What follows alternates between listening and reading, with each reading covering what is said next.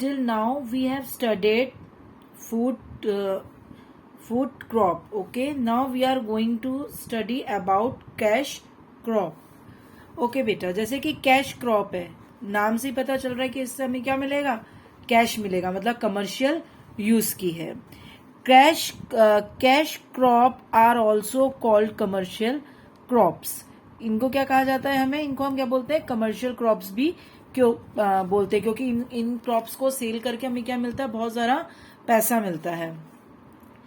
They are mainly grown to be sold in the market and earn cash for the farmer. मतलब इनको किस लिए उगाया जाता है, ताकि इनको उगाया ही इसीलिए जाता है बिकॉज फिर इनको क्या करेंगे, मार्केट में सेल करेंगे तो हमें क्या मिलेगा, कैश मिलेगा, मतलब पैसा मिलेगा फार्मर के लिए. मतलब फार्मर के लिए काफी अच्छी क्रॉप होती है, इसमें फार्मर को सबसे ज्यादा बेनिफिट होता है. दे कैन बी फर्दर सब divided into fibre crops and plantation crop. बेटा हमने यहाँ देखा ही था इधर इसमें कि क्या है, food crop, cash crop. Cash crop में क्या है, fibre crop and plantation crop. तो सेम वही चीज यहाँ पर है कि जो हमारा ये है, दे कैन बी फर्दर सब into fibre crop and plantation crop. मतलब दो पार्ट में कैश क्रॉप को डिवाइड कर दिया, fibre crop and plantation crop. अब हमारा है the main cash crops are cotton, jute, tea, coffee, rubber and sugar cane. ये हमारी क्या है, मेन कैश क्रॉप है. मतलब इनसे क्या मिलेगा, हमें बहुत ज्यादा मतलब बेनिफिट होता है किसान को, है ना. आउट ऑफ दीज इनके अलावा कौन कौन है, cotton and jute are fibre crops while rubber, sugar cane, tea and coffee are plantation crop. मतलब rubber, sugar cane, tea and coffee ये क्या होंगी, प्लांटेशन क्रॉप्स. और कॉटन, जूट ये क्या होंगे, हमारे fibre crops. Okay, now fibre crops. Fibre crops are those that are grown to make paper, cloth, rope etcetera. Fibre crop से क्या बनता है बेटा, मतलब इनसे क्या क्या बनाया जाता है, फाइबर क्रॉप से क्या बनेगा, अपना पेपर, क्लॉथ और रोप. इनके लिए क्या किया जाता है, फाइबर क्रॉप्स उगाया जाता है. They include crop like cotton and jute. और इसमें क्या क्या इंक्लूड हो जाता है क्रॉप्स में, कॉटन एंड जूट. ठीक है, मोस्टली फाइबर क्रॉप से ये चीजें बनती हैं, पेपर, क्लॉथ एंड रोप, है ना. पर इसमें क्या, कॉटन और जूट भी आते हैं. जूट का भी आपने देखा होगा, कालीन वगैरह ये सब बनता है. और कॉटन से आप जानते ही हैं कि जो कॉटन का कपड़ा बनता है, ये दे रखा ना कॉटन, ये अपन को क्रॉप दे रखी है, ये व्हाइट जो बर्ड्स हैं, इन्हीं से ही क्या बनता है, कॉटन थ्रेड. फिर स्पिनिंग, गिनिंग वगैरह ये भी पूरा एक चैप्टर आता है. फिर उसमें ये बताते हैं कि किस तरीके से एक मतलब इससे रेशे से कपड़ा बनता है. और ये है जूट क्रॉप्स. जूट में आपको बहुत ज्यादा देखने को मिलता है. Cotton is one of the most important fibre crop. ये भी क्या, बहुत ज्यादा इम्पोर्टेंट मेन मतलब फाइबर क्रॉप है. It is a tropical and sub tropical crop. It yields fibre which are used by the textile industry. इसका सबसे ज्यादा इस्तेमाल कहाँ होता है बेटा, टेक्सटाइल इंडस्ट्री में होता है. हम सब पहनते हैं ना कॉटन के कपड़े, वो कॉटन कहाँ से आता है, वो कॉटन यहां से आता है. ठीक है ना. Cotton fibre is classified according to its length. अब क्या होता है कि जो कॉटन फाइबर होता है उसको किस हिसाब से बेटा क्लासिफाइड करते हैं हम, उसकी लेंथ के बेसिस पे, शॉर्ट है, मीडियम है या लॉन्ग स्टेपल है. इस बेसिस में क्या होता है उसको हम क्लासिफाइड, इसके बेसिस पे हम उसको क्लासिफाइड करते हैं, मतलब बांटते हैं. Cotton requires a temperature of about 25 degree centigrade during the growing period. जब हम इसे उगाते हैं तब हमें कितना टेम्परेचर चाहिए, 25 degree centigrade. And about 75 centimetre of rainfall. और रेनफॉल कितनी होनी चाहिए, 75 centimetre. It need bright sunshine during picking season. और पिकिंग सीजन में पिकिंग सीजन के वक्त क्या होनी चाहिए, जो सनशाइन होती है वो कैसी होनी चाहिए, ब्राइट होनी चाहिए. Black lava soil is ideal for its growth. ये वाला जो सोयल होता है, मतलब ब्लैक लावा सोयल, वो इसके लिए बहुत ज्यादा अच्छा माना जाता है उसकी ग्रोथ के लिए. It also grows well in alluvial loam. और जो एलुवियल लोम सॉइल होती है उसके अंदर भी अच्छे से उग पाता है। मतलब 2 तरीके की अगर सोइल अच्छी मिल जाती है तो ये क्या होगा, ये अच्छा उगेगा।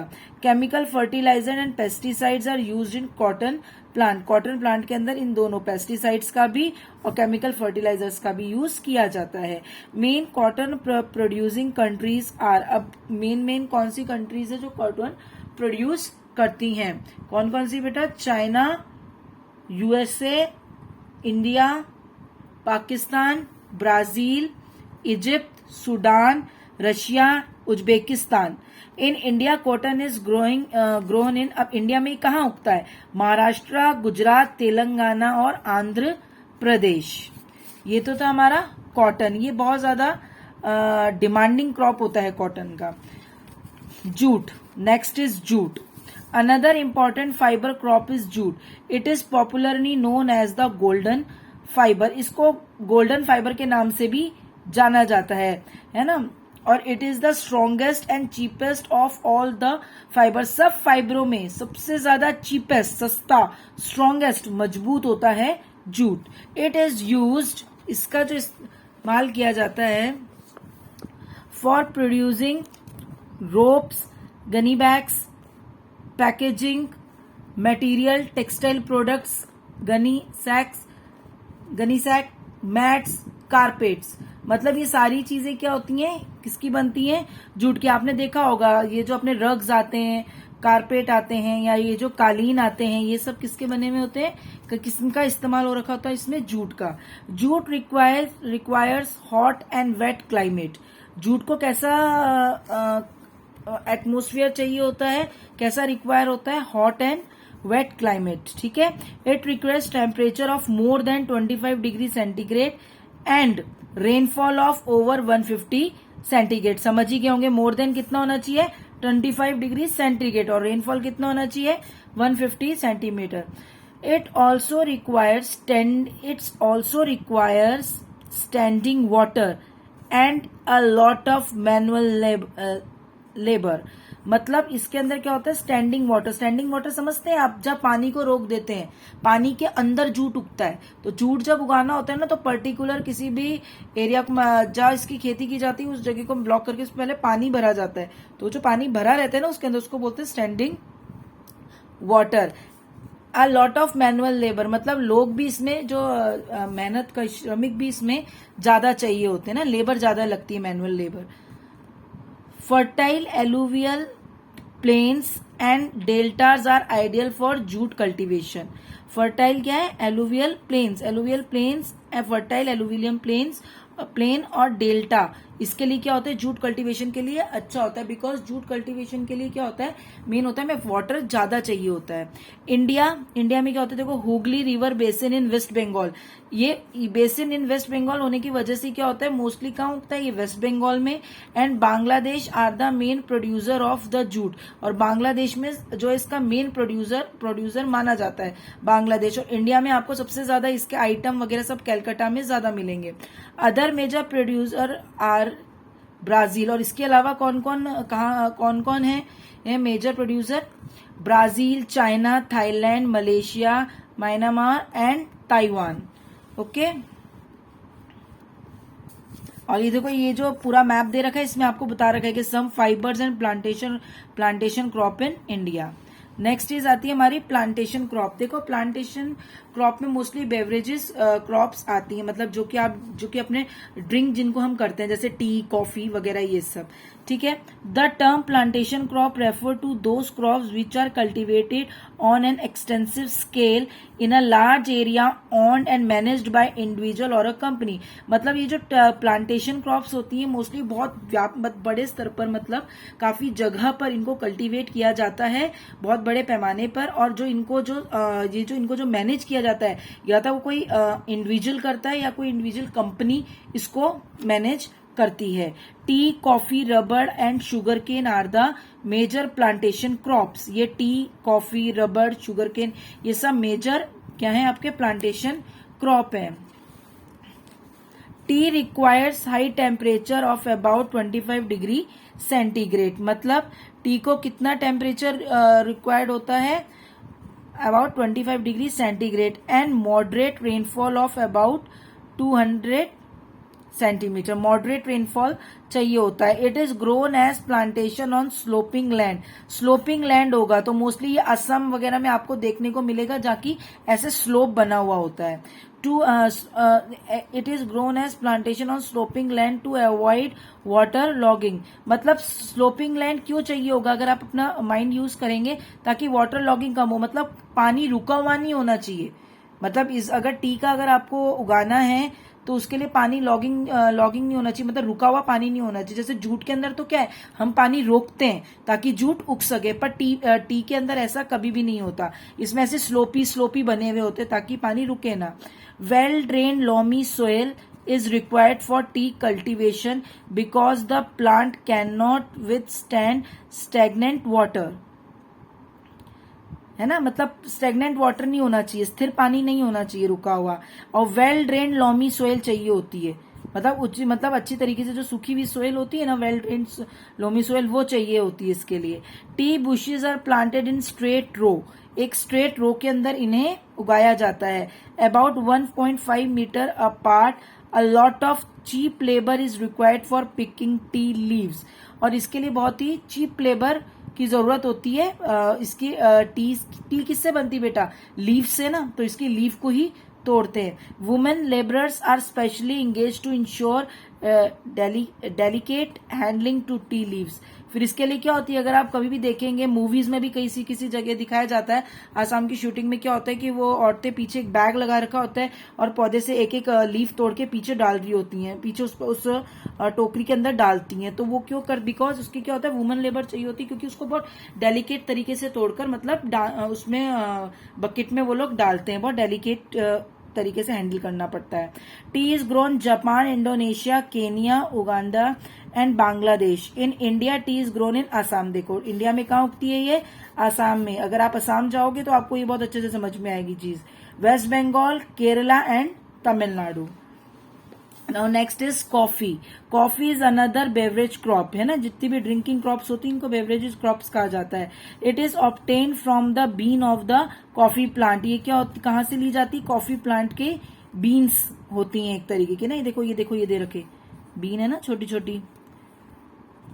There are 3 main varieties of coffee. अब कॉफी की भी क्या होती है बेटा, 3 वेराइटीज होती है। पहला है arabica, robusta and Liberia. Coffee requires a warm and humid climate with temperature of about 14 degree centigrade to 26 degree centigrade. मतलब इसको कैसा चाहिए होता है, ह्यूमिड क्लाइमेट चाहिए होता है, और टेम्परेचर इतना है ना 14 to 26 degree centigrade. And rainfall of about 150 centimetre. 150 centimetre क्या होनी चाहिए, rainfall. It grows well in well drained soil. ये किसमें अच्छे से उगती है, वेल ड्रेन्ड सोइल में। Coffee plants are planted 3 metre apart and are termed annually. Annually ने क्या किया जाता है, थोड़ा थोड़ा ट्रिम किया जाता है। Tall shady trees are grown in between the coffee plants. Coffee plants के बीच में क्या किया जाता है बेटा, एक बड़े से एक शेडी ट्री को, मतलब जिसकी छाया इन पर रहे, ऐसे ट्री को उगाया जाता है ताकि ये प्लांट्स क्या प्रोटेक्ट रहें। A lot of cheap labour is needed to grow coffee. मतलब इसमें भी बहुत सस्ती लेबर की जरूरत होती है कॉफी उगाने के लिए। Brazil is the leading producer and exporter of coffee in the world. Brazil जो है ये सबसे बड़ा प्रोड्यूसर भी है और एक्सपोर्टर भी है कॉफी का वर्ल्ड में। Other coffee producing countries include Colombia, Venezuela, Ecuador, Peru, Mexico, El Salvador, Jamaica, Ivory Coast, Kenya, Uganda, Angola and Indonesia. ये सब जगहों के नाम हैं बाहर के, है ना। In India coffee is grown in Karnataka. India में, ये मेन है हमारे लिए समझना, इंडिया में कहाँ उगती है, Karnataka and Tamil Nadu. Now next is rubber. Rubber is found in the equatorial forest. Equatorial होते हैं ना हमारे फॉरेस्ट, उनमें हमें क्या मिलता है, rubber. It is used in the manufacturing of tyre और ट्यूब्स। टायर और ट्यूब बनाए जाते हैं व्हीकल्स के, है ना। And for water proofing, insulating. जो इंसुलेटिंग होता है ना, वाटर प्रूफिंग, उसमें वाटर प्रूफिंग एंड इंसुलेटिंग, इन सब चीजों में किसका इस्तेमाल किया जाता है, रबड़ का। Rubber requires hot and wet climate with a temperature of about 27 degree centigrade and अब इसको कितना रिक्वायर होता है 27 degree centigrade and more than 150 centimetre of rainfall, मतलब टेम्परेचर इतना, rainfall 150 centimetre, uniformly distributed throughout the year, मतलब uniformly distributed होनी चाहिए वो, मतलब समान रूप से डिस्ट्रीब्यूटेड होनी चाहिए पूरे साल। फर्टाइल वेल ड्रेन्ड सोइल, कौन सी सोइल होती है, फर्टाइल उपजाऊ वेल ड्रेन्ड सोइल होनी चाहिए। एंड फ्लैट और gently undulating and land are well suited for rubber. ठीक है। Malaysia is the largest producer of rubber followed by Indonesia, मतलब इंडोनेशिया के बाद मलेशिया सबसे बड़ा रबर प्रोड्यूसर है। Other rubber producing countries include Thailand, India, Sri Lanka, Nigeria, Liberia, Cambodia, Vietnam, Brazil. In India rubber is grown mainly in Kerala, India में कहा mainly grown होता है, ये अपना केरला में। ये area where sugar cane and rubber are grow in India, ये पूरा इंडिया का मैप दे रखा है, इसमें आप देख सकते हैं शुगर केन और रबर कहाँ कहाँ होता है। रबर ग्रीन कलर से है। Sugar cane, sugar cane is a tropical crop and the major source of sugar, मतलब इसका क्या होता है, मेजर सोर्स होता है ये शुगर का, और एक ट्रॉपिकल क्रॉप है। It requires 21 degree centigrade to 27 degree centigrade of temperature and about 125 centimetre of rainfall with a long rainy season. मतलब इसमें क्या होता है, आपको समझ में यहाँ ही क्या होगा, 21 degree centigrade to 27 degree centigrade तक तो टेम्परेचर चाहिए होता है और 125 सेंटीमीटर रेनफॉल चाहिए होती है। फिर it grows well in fertile and well drain loamy soil, उसके अंदर ये अच्छे से उगता है। ये उसकी देखो ये पिक्चर दे रखा है शुगर केन फील्ड का। Many sugar cane producers are Cuba, Brazil and Hawaii in USA, Australia, Mexico, Philippines, Fiji and Indonesia. In India it is grown, India के अंदर कहाँ होता है, ये उगता है मेन Uttar Pradesh, Maharashtra, Tamil Nadu, Andhra Pradesh and Karnataka. Okay, now next is page number 161। अब हम पढ़ेंगे डेवलपमेंट ऑफ एग्रीकल्चर, कि क्या है एग्रीकल्चर का डेवलपमेंट पढ़ेंगे। Agriculture development means improving agriculture to increase crop production. Development of मतलब एग्रीकल्चर डेवलपमेंट का जो मीनिंग होता है, इसका मतलब होता है improving agriculture to increase crop production, मतलब इम्प्रूव, मतलब अपने एग्रीकल्चर को सिस्टम, अपने एग्रीकल्चर को इम्प्रूव करना ताकि हमें क्रॉप प्रोडक्शन ज्यादा हो। This is essential to meet the needs of the growing population. ये क्या होता है, अगर ऐसा होगा कि मतलब अगर हमारा एग्रीकल्चर इंप्रूव होगा तो ऑटोमेटिकली हमारा क्रॉप प्रोडक्शन ज्यादा होगा, जिसकी वजह से हम जो पॉपुलेशन इंक्रीज होगी उसकी नीड्स को क्या कर पाएंगे, पूरा कर पाएंगे, है ना। मतलब जो पॉपुलेशन बढ़ गई है उसकी नीड्स को हम मीट कर पाएंगे। It's essential to meet the needs of the growing population. This can be done by bringing more area under crop cultivation, increase the, अब ये क्या हो कि हमें बहुत ज्यादा लैंड मिले कल्टीवेशन के लिए, increase the variety of crops, हम उसमें वेराइटी ऑफ क्रॉप्स उगा सकें, यूजिंग बेटर क्वालिटी सीड्स, अच्छी क्वालिटी के सीड इस्तेमाल कर सके, मैन्योर मतलब खाद मिल सके, केमिकल एंड फर्टिलाइजर्स का इस्तेमाल हो सके, and bye improving irrigational facility. और क्या हमारी जो इम्प्रूविंग इरिगेशनल फैसिलिटी, मतलब हमारे जो इरिगेशन फैसिलिटी, जो सिंचाई की जो व्यवस्था है वो भी क्या इम्प्रूव होनी चाहिए, अच्छी होनी, मतलब सुधरनी चाहिए। Mechanisation of agriculture is another way to increase agriculture productivity. एक ये होना चाहिए, मैकेनाइजेशन समझते हो, यंत्रीकरण इन हिंदी, मतलब कि हमें ज्यादा से ज्यादा उसके अंदर मशीनों का इस्तेमाल करना चाहिए प्रोडक्शन को इंक्रीज करने के लिए। India's economy is based on agriculture, India की जो इकोनॉमी मोस्टली एग्रीकल्चर बेस्ड है।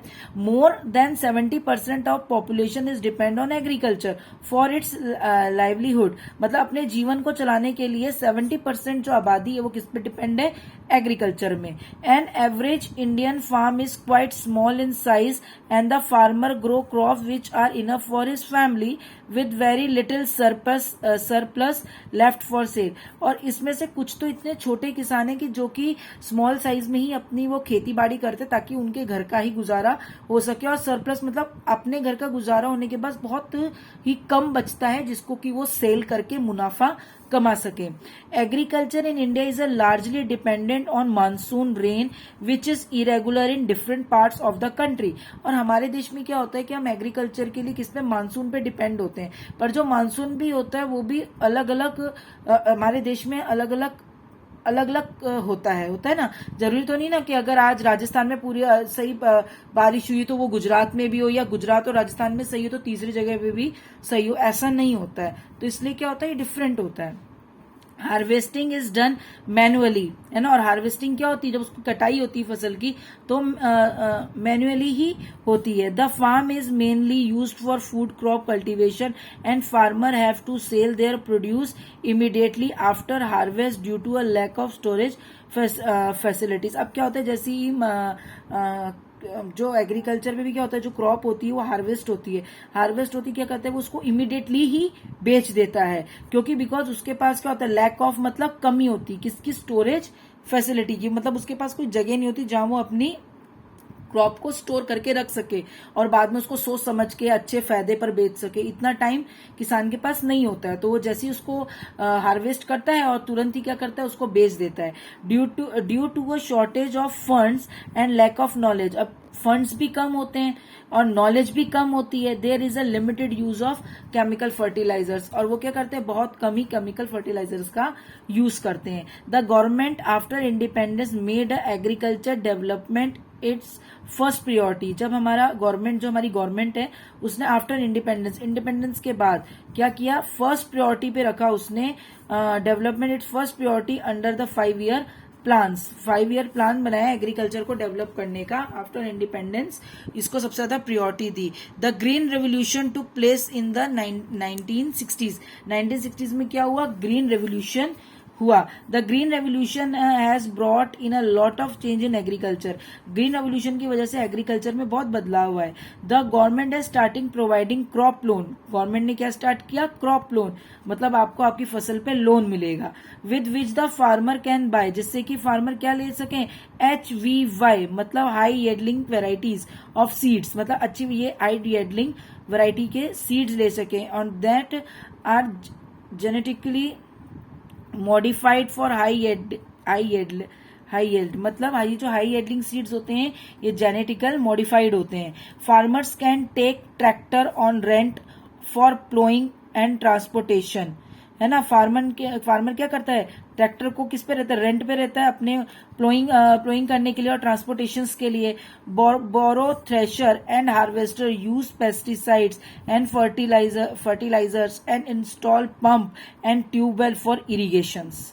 Radio and television provide information for better agriculture producer, मतलब इनको ये लोन दिया गया जिससे कि ये सारी चीजें ये लोग क्या कर सकें, खरीद सकें या रेंट पे ले सकें और अपनी जो एग्रीकल्चर है उसको अच्छे तरीके से कर सकें। और इसमें जो रेडियो और टेलीविजन है वो भी इनको इन्फॉर्मेशन प्रोवाइड कराते हैं। अगर आज भी आप दूरदर्शन सुनेंगे तो किसानों के लिए स्पेशल प्रोग्राम दूरदर्शन पर आता है और उनको बताया जाता है कि क्या किया जाए कि फसल की पैदावार अच्छी हो, आज भी आता है। Many poor quality and arid lands begin yielding crop due to a green revolution, मतलब जो पुअर लैंड थी उस पे भी मतलब उसको भी मतलब बेनिफिट पहुंचा है ग्रीन रेवोल्यूशन पे, है ना, क्योंकि उस पे भी क्या है, येडलिंग सीड्स वगैरह का उपयोग करके क्या किया गया, खेती की गई। Proper marketing facility aided the farmers further. All these steps eventually have led to an increase in the quality and quantity of crop. ये सारे कदम उठाए गए ताकि हम उसकी क्वालिटी और क्वांटिटी को बढ़ा सकें क्रॉप की। Making India self sufficient in agriculture, और एग्रीकल्चर में इंडिया कैसा बन सके, self sufficient. Agriculture has not developed evenly and different places in the world, मतलब एग्रीकल्चर जो है सभी वर्ल्ड में सभी जगह पे इवनली ही डेवलप नहीं हुआ, मतलब कहीं ज्यादा हुआ कहीं कम हुआ, इस तरीके से। In developing countries, farm holding are still small and substance. agriculture is practiced. While in developed countries like USA, Canada, Australia, large farms are cultivated using machine. किसी किसी जगह पे तो क्या हुआ, substance agriculture हुआ, और किसी किसी जगह पे जो डेवलप्ड कंट्रीज थी वहां पे क्या हुआ, बड़े बड़े फार्म्स में कल्टीवेशन हुआ. किसकी मदद से, मशीनों की मदद से, मॉडर्न टेक्निक की मदद से. The development here is more than that in the developing countries. We can understand this better through the following case study. ये जो केस स्टडी है, please you read by yourself. Okay, full case study आपको पढ़ना है. पढ़ेंगे, बहुत easy English है, आप ऑटोमेटिकली समझ जाएंगे. अब उसके बाद जब आप इसे पढ़ेंगे तो आपको ये अच्छे से समझ में आएगा. Farming in India and USA. जब आप इस पूरी केस स्टडी को पढ़ेंगे तो आपको समझ में आएगा इंडिया और यूएसए में क्या डिफरेंट है. वैसे बहुत कुछ आपको पता भी होगा, बट फिर भी based on the case study we can draw the following comparison between average farm in India and USA. अब इन दोनों के बीच में क्या है, वो है डिफरेंट, वो हम पढ़ेंगे. आप जब इस पूरी केस स्टडी को पढ़ लेंगे तो आपको ये बहुत इजी समझ में आएगा, और वैसे भी आपको समझ में आएगा. सपोज जैसे स्मॉल फार्मिंग, इंडिया में क्या होती है, स्मॉल फार्मिंग. यूएसए में वेरी लार्ज फार्मिंग है. इंटेंसिव फार्मिंग प्रैक्टिस ज्यादा होती है, और एक्सटेंसिव. इंटेंसिव मतलब यहाँ पे क्या होती है कि मतलब गहन कृषि होती है, और एक्सटेंसिव यहाँ पे व्यापक, मतलब यहाँ बड़ा होता है, और यहाँ क्या होता है, छोटे छोटे फार्म्स में होती है. Substance farming and commercial farming. Substance farming मतलब यहाँ पे जो खेती की जाती है बस इतनी की जाती है कि मतलब थोड़ा हमारा गुजारा हो सके और सरप्लस नहीं बचे, बट इसमें टोटली कमर्शियल खेती होती है. Depend on monsoon. ये हमेशा इंडिया में जो एग्रीकल्चर होगा मानसून पे डिपेंड रहेगा. एंड यूएसए ड्राई और irrigated farming. Okay, low level of mechanism, और यहाँ हाई लेवल ऑफ मैकेनाइजेशन का होगा. मतलब यहाँ मैकेनाइजेशन क्या होगा, लो लेवल का होगा, या हाई लेवल का होगा. Limited use of improved high yieldings, variety of seeds, chemical fertilizers, pesticides and modern farming methods. इन सब की यहाँ क्या होगी, कमी होगी. लिमिटेड यूज होगा, आप यूं कह सकते, कमी तो नहीं, लिमिटेड यूज होगा. और यहाँ जुडिशियस यूज होगा इन सारी चीजों का. ठीक है, और इको फ्रेंडली मेथड होंगे आपके फार्मिंग करने के यूएसए में. Less development pastoral. Pastoral farming जो होता है इसको हम बोल सकते हैं कि also known in some region as livestock farming, raising. होता है ना कई बार चारा वारा ये सब उगाया जाता है. लेस डेवलपमेंट पेस्टोरल फार्मिंग का भी क्या हुआ, लेस डेवलपमेंट हुआ. और यहाँ वेरी वेल डेवलपमेंट हुआ पेस्टोरल फार्मिंग का एंड मिक्स्ड फार्मिंग का. मिक्स्ड फार्मिंग भी होता है ना, अलग अलग उनको फसलों को हम उगाते हैं एक ही जगह पे, है ना. And farm mostly manage by ignorant farmers with low level of. अब इधर क्या होता है, इग्नोरेंट फार्मर्स होते हैं, मतलब ज्यादा ज्ञान नहीं होता, फार्मर्स को पता नहीं होता और अवेयरनेस भी नहीं होती है. बट इधर फार्म्स मतलब जो ये फार्म्स होते हैं ना, फार्म होते हैं, इनको जो है कोई मतलब नॉर्मली इग्नोरेंट फार्मर्स हैंडल करते हैं with low level of awareness, जिनको बिल्कुल भी अवेयरनेस नहीं होती है ना. और इधर जो फार्म होते हैं वो managed by trained and skill farmer. इनके जो फार्मर होते हैं वो ट्रेन्ड होते हैं और स्किल्ड होते हैं, हमारे वो नहीं होते हैं. No proper storage facility. और हमारे यहाँ क्या होता है, प्रॉपर स्टोरेज फैसिलिटीज नहीं होती. और यहाँ जो storage facilities and large silos available, मतलब यहाँ स्टोरेज फैसिलिटीज भी अच्छी होती है. और ये एक साइलोस होते हैं, कक्ष होते हैं जिसके अंदर की सारा भरते हैं. कभी अंडरग्राउंड बने हुए होते हैं और कभी आपको स्टील के भी बहुत बड़े बड़े बने हुए होते हैं. इनको साइलोस भी बोलते हैं, लार्ज साइलोस भी कहा जाता है. Okay students, thank you.